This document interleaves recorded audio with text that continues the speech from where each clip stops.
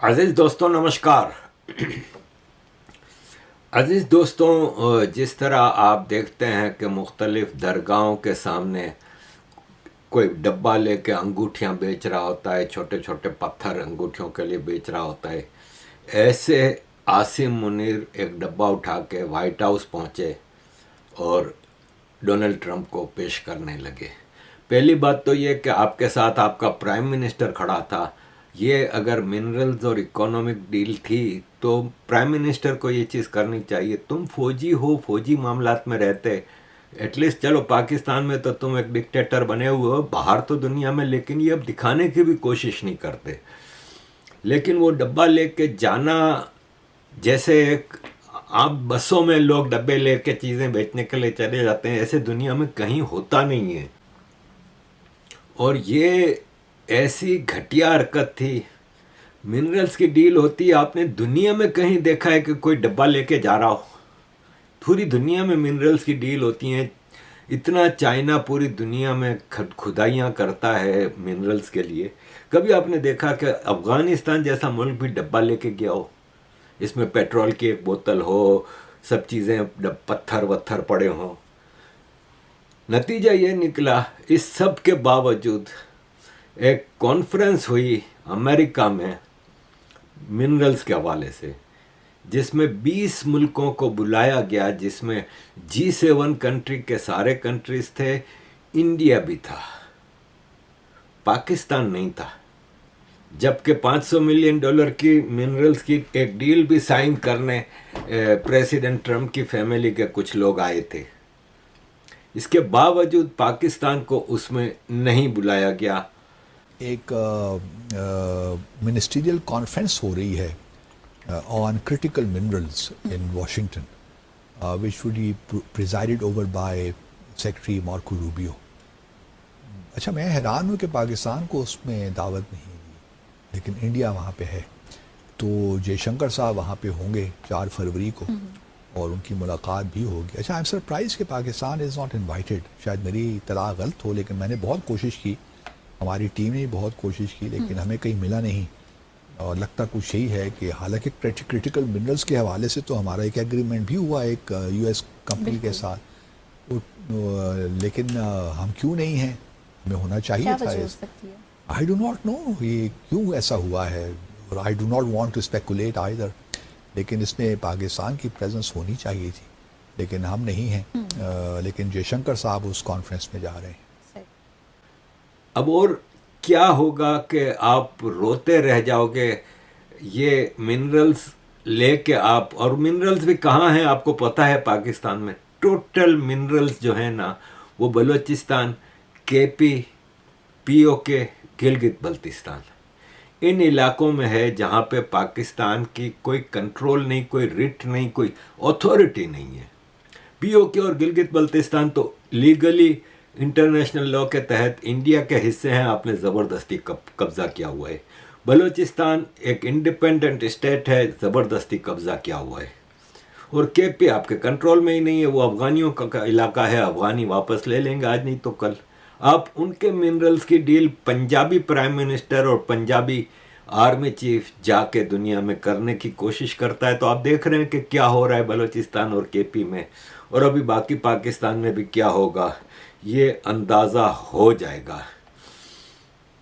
अब आप इसको इस नज़र से देखें कि प्राइम मिनिस्टर इंडिया के नरेंद्र मोदी जी ने इंडिया पाकिस्तान वॉर में बार बार ट्रंप कहता रहा कि मैंने रुकवाई। मोदी जी ने उस रोल को एक्सेप्ट नहीं किया।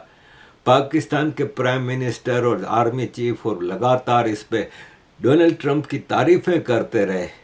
President Trump's personal efforts and strategic leadership to bring peace to multiple conflict prone areas of the world are really praiseworthy. Donald Trump को नोबेल पीस प्राइज के लिए मोदी जी ने नॉमिनेट नहीं किया, पाकिस्तान बार बार नॉमिनेट करता रहा।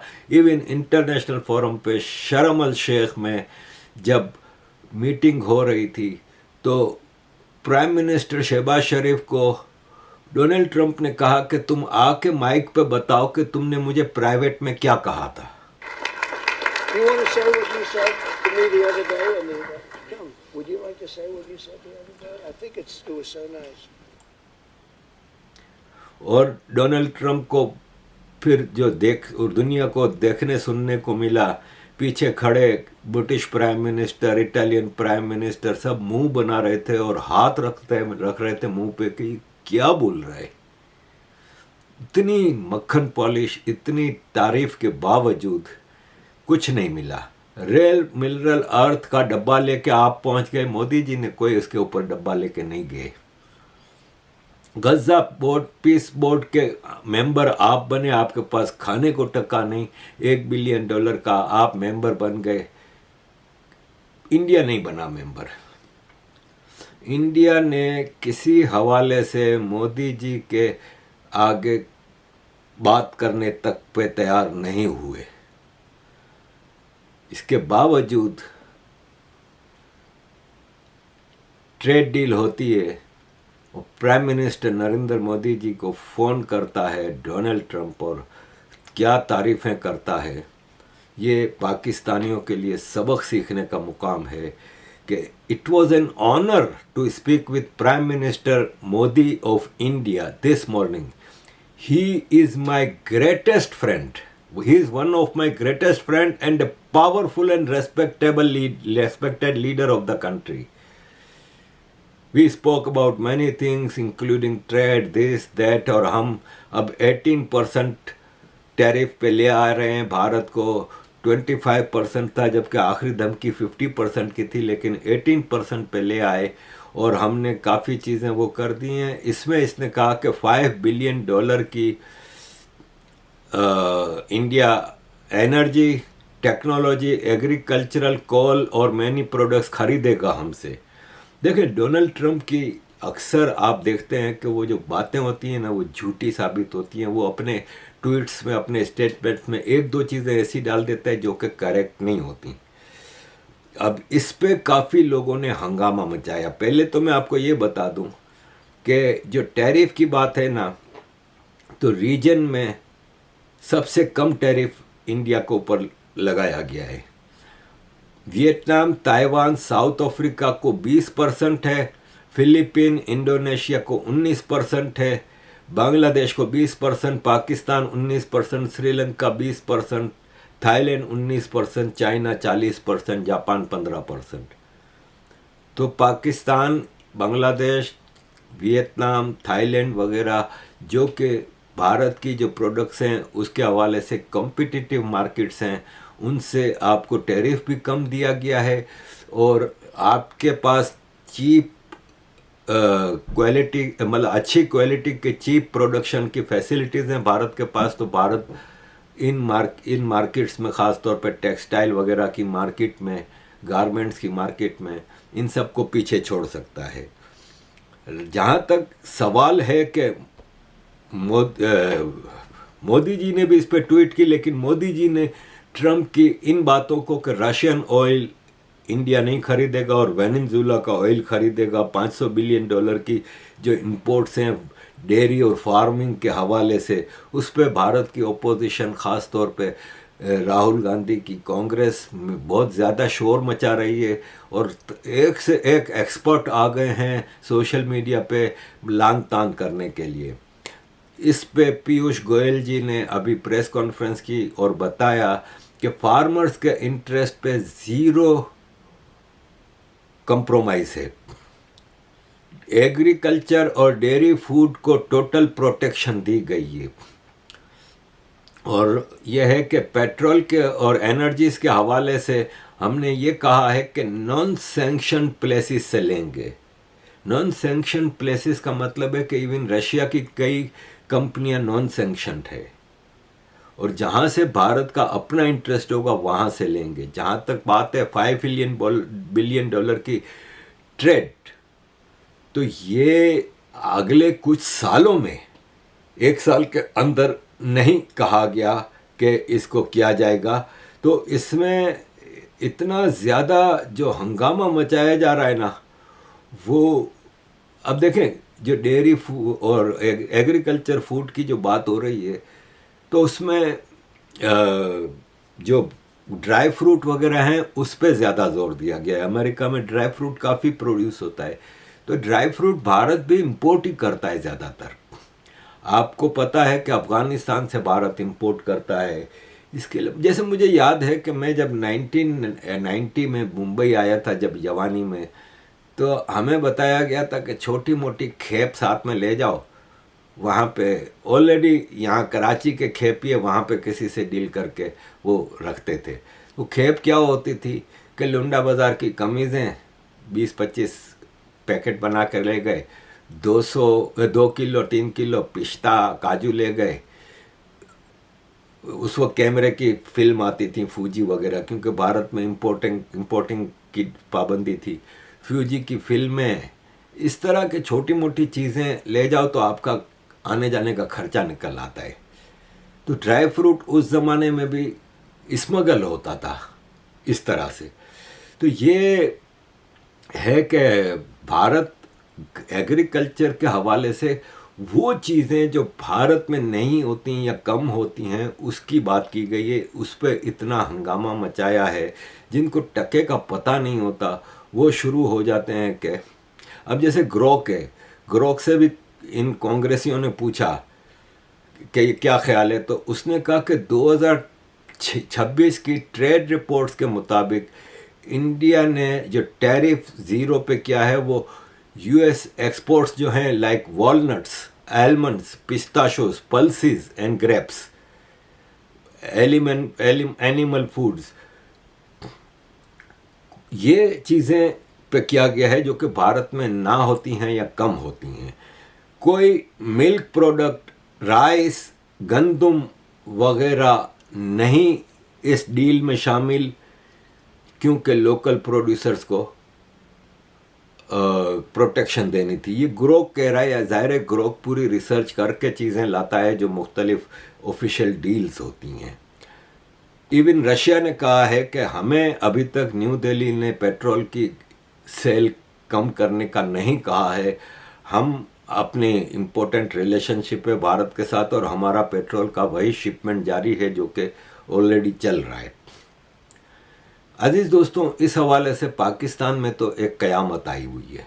इसकी वजह यह है कि पिछले 1 साल में भारत ने 5 बड़ी ट्रेड डील की हैं, जिसमें ओमान से किया, न्यूजीलैंड से किया, फिर इमारात से किया, यूके से किया, यूरोपियन यूनियन से किया। ये 5 फ्री ट्रेड डील हुई हैं। इसके अलावा ये अमेरिका की अब जो लेटेस्ट डील हुई है। पाकिस्तान इतनी मक्खन पॉलिश करता रहा, इतनी बूट पॉलिश करता रहा, इतना डोनाल्ड ट्रंप को उठाता रहा, लेकिन नतीजा ये निकला कि पाकिस्तान से अब तक कोई ऐसी ट्रेड डील नहीं हुई। यूरोपियन यूनियन से, अमेरिका से, इमारात से, इवन सऊदी अरब के आगे बिल्कुल लेट गया है। डिफेंस एग्रीमेंट हुआ है, लेकिन सऊदी अरब ने कोई इन्वेस्टमेंट का वो नहीं किया, कोई ट्रेड डील नहीं की, कोई कुछ नहीं किया। इवन आज भी सऊदी अरब में इंडिया के ज़्यादा लोग काम करते हैं पाकिस्तान के मुकाबले में। इमारात से जो पंगा लिया है, मसला ये है कि हमारी आर्मी है ना, अपने आप को बहुत स्मार्ट समझती है, जबकि इतनी स्मार्ट है नहीं। ये दुनिया को बेवकूफ़ समझते हैं, ख़ुद को बहुत बड़ा स्मार्ट समझते हैं। अब जैसे इमारात के प्रेसिडेंट पिछले 1.5-2 हफ्ते में दूसरी बार इंडिया आए और इतना कुर्बत हो रही है। पाकिस्तान कई महीनों से इमारात के आगे लेटा हुआ है कि जो $2-2.5 बिलियन का आपने कर्जा दिया था उसको थोड़ा रोल ओवर कर दें। तो हर साल ये होता था कि रोल ओवर 1 साल के लिए सऊदी और इमारात कर देते थे। सऊदीया ने अभी तक रोल ओवर का जवाब नहीं दिया और इमारात ने रोल ओवर सिर्फ 1 महीने के लिए किया है, और वो भी जो 6.5% इंटरेस्ट रेट है, जो जिसका के इंटरेस्ट देना पड़ता है पाकिस्तान को, उसके साथ कंटिन्यू होगा, लेकिन 1 महीने के अंदर आप हमारा पैसा वापस दें। इमारात स्क्रू टाइट कर रहा है पाकिस्तान के, क्योंकि पाकिस्तान ने सऊदी अरब के साथ एग्रीमेंट करके, डिफेंस एग्रीमेंट करके अपने आप को तो बहुत ज़्यादा होशियार समझते थे, लेकिन नतीजा ये निकला कि आप सऊदी अरब और इमारात की आपस की टसल में आप एक पार्टनर बने। आपकी औकात नहीं है, जबकि जब आप भिखारी हो, जब आप डिपेंडेंट हो दोनों के ऊपर, तो आपको उसमें कोई पार्टनर बनने की ज़रूरत नहीं थी। लेकिन आपने होशियारी की और नतीजा ये निकला कि अब $2.5 बिलियन का जो कर्जा है वो इमारात रोल ओवर करने के लिए तैयार नहीं है। इमारात कह रहा है कि भाई साहब ठीक है, 1 महीने के अंदर वापस कर दो। और अब ये नतीजा ये निकल रहा है कि आपको इसका भारी इंटरेस्ट भी पे करना पड़ रहा है और आपके पास कोई इसका चांस नहीं है कि आप इसको भर सकें। दूसरी तरफ एक बहुत इम्पोर्टेंट खबर आई है कि इमारात की स्पॉन्सरशिप में बलोच क्रांतिकारियों का और चाइना का एक एग्रीमेंट हुआ है, जिसमें चाइना को बलोच क्रांतिकारियों ने इमारात की स्पॉन्सरशिप में ये एग्री किया है और ये श्योरिटी दी है कि हम चाइनीज़ इंस्टॉलेशन जो बलूचिस्तान में हैं और चाइनीज़ लोग हैं उनके ऊपर अटैक नहीं करेंगे, आप बेफिक्र रहें। लेकिन उसके बदले में जो आप डेवलपमेंट वर्क हमारी ज़मीन पे कर रहे हैं उसको हम अच्छी नज़र से देखते हैं, लेकिन उसमें पार्टनर हमें बनाएं। तो चाइना ने भी एग्री किया है कि हम बलोचों के लीडर्स जो हैं उनको पार्टनर बना रहे हैं इन सारे मामलात में, और आपके इंटरेस्ट को हम सिक्योर करेंगे, आप हमारे इंटरेस्ट को सिक्योर करेंगे। पंगे लेने का ये बड़ा बुरा नतीजा होता है। अजीज़ दोस्तों, मैं एंड पे आपके सामने कुछ आसिम मुनीर के हवाले से चीज़ें रखूँगा कि देखें, लियाकत अली खान के पास आए थे ये यहूदी और अमरीकी उस वक्त पूरी दुनिया की दौलत लेके कि हम पाकिस्तान को मालामाल कर देंगे, आप इसराइल तस्लीम कर लें। तो लियाकत अली खान ने फरमाया था, gentleman our souls are not for sale. आज तो हम एटमी ताकत है और हमको बताया जा रहा है कि पाकिस्तान ने तरक्की करनी है तो इसराइल को तस्लीम करना पड़ेगा। किस किस्म के हरामखोर और जलील लोग हैं ये। हमें बताया जा रहा है कि जब तक अमेरिका को राजी नहीं करेंगे इसराइल को हम रोक नहीं सकते। कैसे नहीं रोक सकते यार, इसराइल में है क्या, एक धमकी देने की बात है उसकी सांस बंद हो जाएगी। ये आपका लाल टोपी जैद हामिद था, जो कि अब पिछले 2-3 महीने तक आर्मी के गुण गा रहा था, आर्मी को पूरे इस्लाम की फ़ौज और पता नहीं क्या क्या बता रहा था, और अब गालियां दे रहा है आर्मी को। और आर्मी को गालियां देने की वजह भी है। हामिद मीर अभी एक प्रोग्राम में बता रहे थे कि एक फेडरल मिनिस्टर है इस्लामाबाद में, उसके घर में जो नौकरानी है उसके बच्चे को अगवा कर लिया एजेंसियों ने, और उस नौकरानी को मजबूर किया कि उस फीमेल मिनिस्टर है, वो फीमेल फेडरल मिनिस्टर के बाथरूम में एक कैमरा छुपा के लगा के आओ। उसको एक छोटा सा छुपा हुआ कैमरा दिया था, वो बताया कि इसको बाथरूम में लगा के आओ, उस फीमेल मिनिस्टर के बाथरूम में। ये इनकी औकात है, ये इनका घटियापन। आप देखें कि कितनी घटिया कौम है ये, कि इनसे आप क्या मतलब तवक्को करेंगे।